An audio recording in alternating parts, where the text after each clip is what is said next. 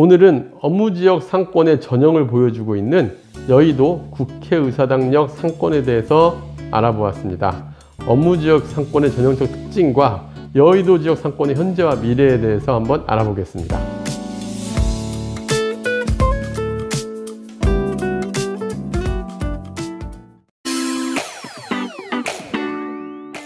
안녕하세요. 월세고스TV의 최영식입니다. 네, 오늘은 상권 답사 시간인데요. 네네. 어디 지역을 소개해 주실 건가요? 예, 오늘은 업무지역의 대표적인 곳입니다. 서울의 업무지역 중에서도 대표적인 여의도 지역의 상업지역에 대해서 말씀을 드리려고 하는데요. 여의도 상권은 좀 광범위하게 볼 수 있는데 그 중에서 저희가 좀 쪼개가지고 좀 4군데 권역으로 나눠서 설명을 드려볼게요. 여의도 권역은 일단 국회의사당역 주변의 상권과 여의도역 주변의 상권인데 지도로 보시면 되게 재밌습니다. 여의도 공원을 중심으로 해서 동쪽에 있는 그 여의도역 상권과 서쪽에 있는 국회의사당 상권으로 나눠지는데 이곳은 이 여의도 공원을 딱 직선으로 가로지르고 있어가지고 약간 여의도 공원이 어떤 느낌이냐면 그 DMZ 느낌이 약간 38선의 DMZ 느낌으로 해서 아예 왕래도 좀 힘들고 서로 간에 이제 딱 상권이 아예 정확하게 다 단절되어 있는 그런 느낌으로 보시면 되는데요.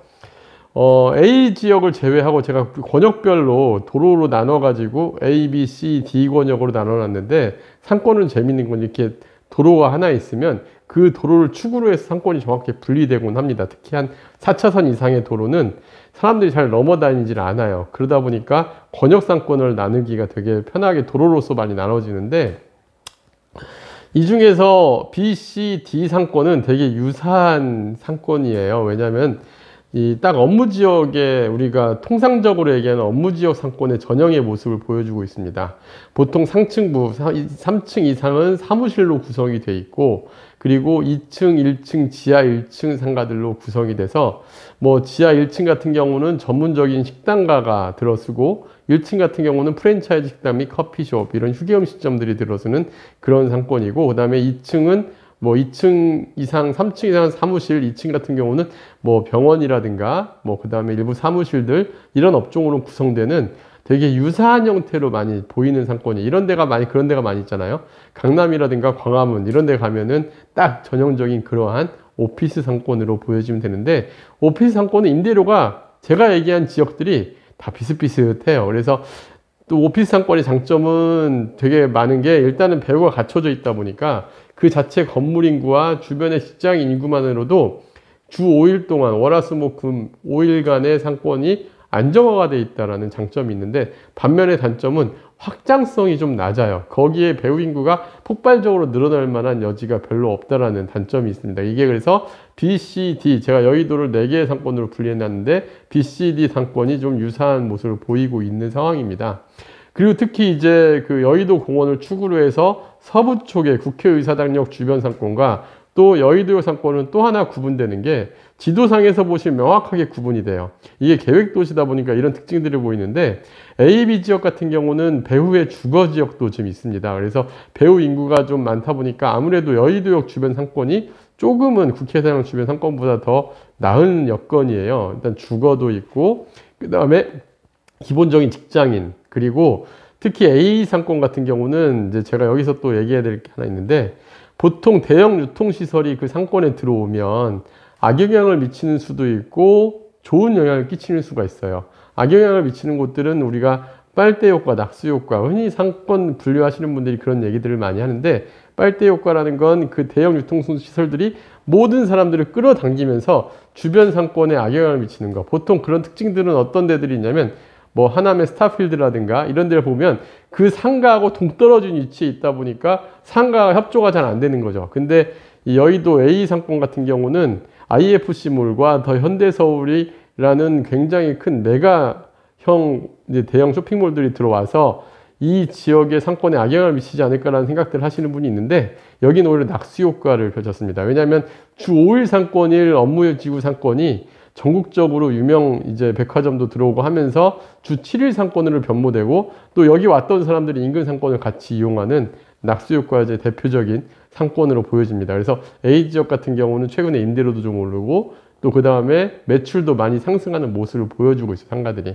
근데 오늘 간 곳은 그 중에 국회의사당역 C블럭입니다. C블럭을 갔던 이유는 지난번에 오피스텔도 있고 또 KBS라는 그 방송단지가 크게 있으면서 상가 개수는 되게 적어요. 17개 건물밖에 없습니다. 상가 건물이. 그러니까 오피스 건물의 지하 1층, 1층, 2층으로만 상가가 구성되어 있는 게 17개밖에 없는데 상가 규모는 작은데 주변에 국회부터 해서 KBS 그리고 자체 오피스 인구까지 꽤 많은 인구들이 있다 보니까 상가들이 잘 구성되어 있지 않을까 해서 이 지역 상권, 지난번 오피스텔도 보면서 같이 상권까지 본 케이스인데 이 지역 상권에 대해 설명을 좀 드릴까 합니다.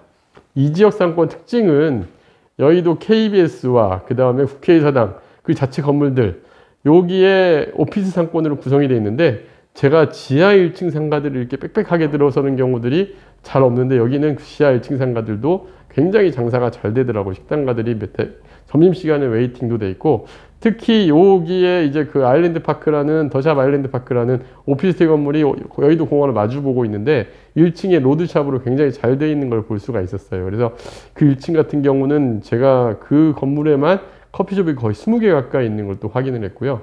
그럴 정도로 모든 업소마다 장사가 잘 되는 것도 장점이었습니다.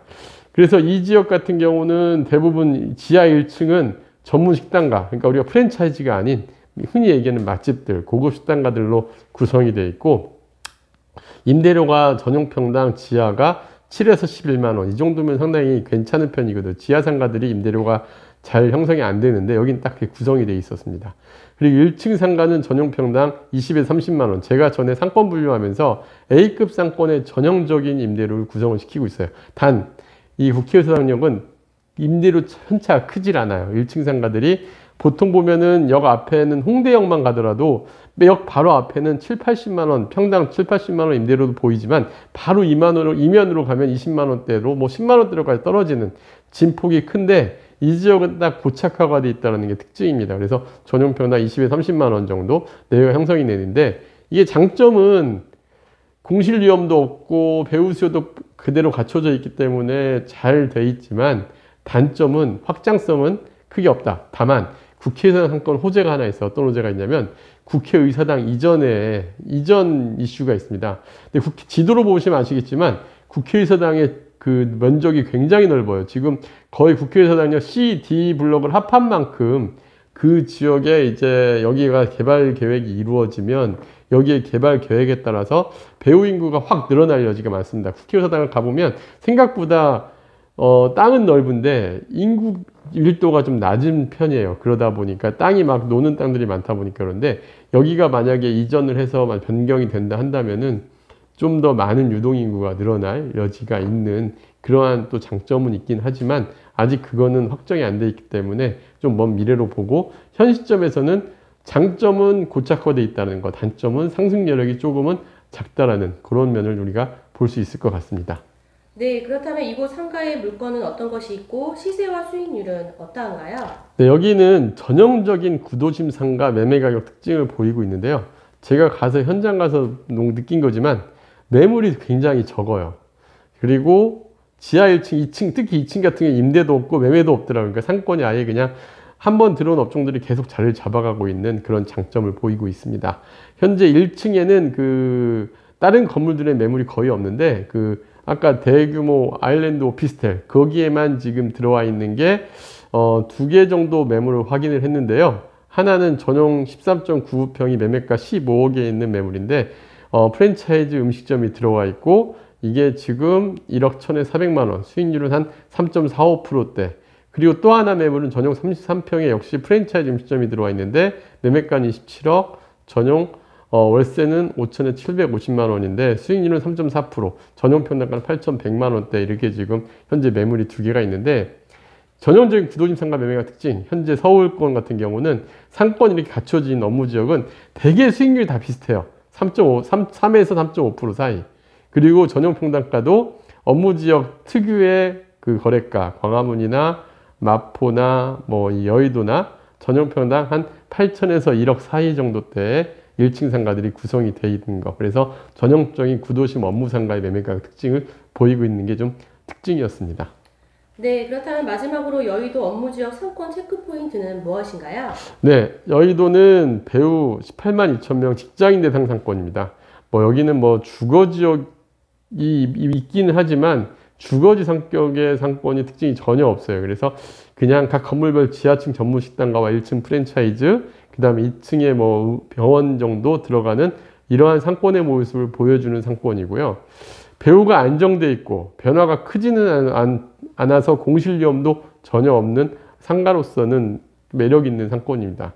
단 여의도역 북측 IFC몰 및 더현대 등 대형 상권 밀집 지역은 이 유통시설의 낙수 효과로 최근에 매출도 늘어나고 임대료도 상승하는 그러한 여건이 좀 보이고, 여기는 제가 나중에 다시 한번 A지원 한번 현장 답사를 통해서 한번 좀 더 분석을 해볼 예정입니다.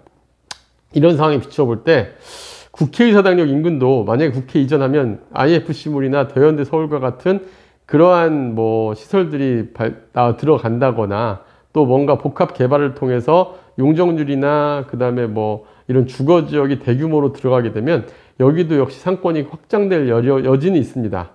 그래서 상권 호재도 있을 수 있지만 다만 거기에 또 상업시설이 들어가면 어떻게 될지는 좀 알 수는 없죠. 그래서 일단은 상권 호재로 작용할 수는 있어 보이지만 변수가 좀 많다는 게 단점이고요. 어쨌든 그럼에도 불구하고 오피스 인구가 그래도 갖춰져 있다라는, 그리고 고착화되어 있다는 점은 큰 장점으로 보여집니다. 현재 상가 공급량도 많지 않고 투자 가능한 매물도 많지 않은 상황인데 4% 이상 수익률 나오는 건 찾기는 어렵더라고요. 그래서 뭐 이게 약간 좀 안정적인 걸 찾고 그 다음에 수익률보다는 공실 없는 거에 좀 더 포커스를 두시는 분이라 한다면은 여기에 투자 포커스를 잡으셔도 괜찮을 것 같습니다. 네, 다음 영상도 기대하겠습니다. 네, 감사합니다.